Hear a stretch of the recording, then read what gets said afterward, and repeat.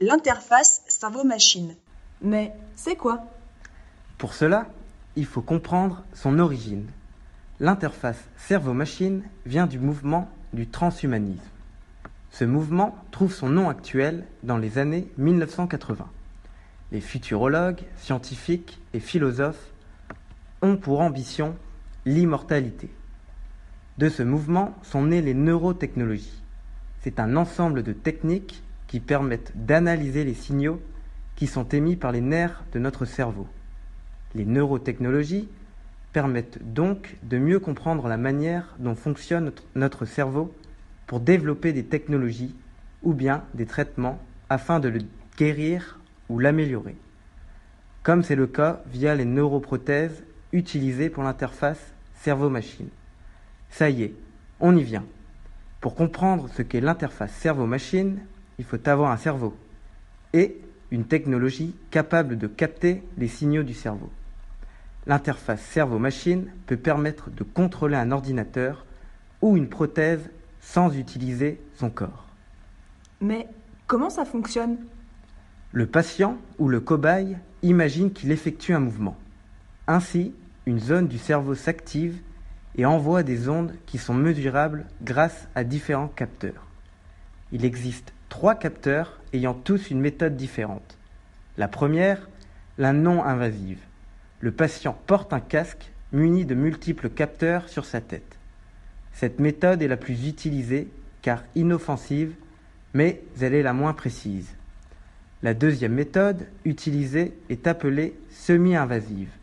Le capteur, qui est une puce électronique de 4 mm, est implanté dans la membrane entourant le cerveau, appelée dure-mère.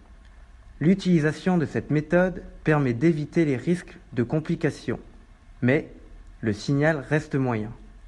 La troisième méthode, dite invasive, consiste à implanter directement le capteur dans le cortex cérébral. Cela permet d'obtenir un signal plus important, plus précis que lors des 2 précédentes méthodes.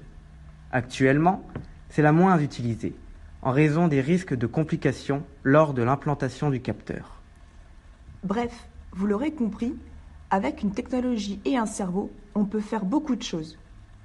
Prenons un exemple réel et d'actualité.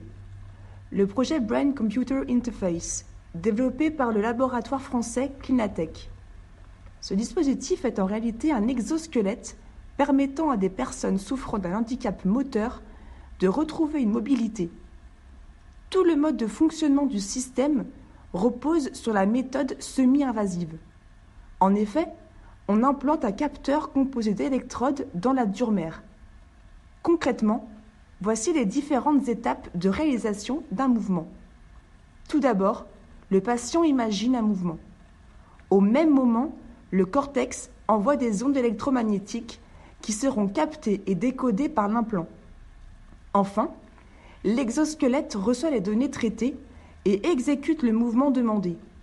Avec ce protocole, la vitesse de transmission des données est impensablement rapide, ce qui permet à un individu de bouger en temps réel. Pas mal, non? Il est évident que l'interface cerveau-machine n'a pas fini de nous dévoiler toutes les possibilités qu'il pourrait offrir. Cependant, ce système pose encore beaucoup de questions, comme l'éthique, les complications liées aux méthodes utilisées, ou encore la responsabilité morale en cas d'atteinte à son intégrité.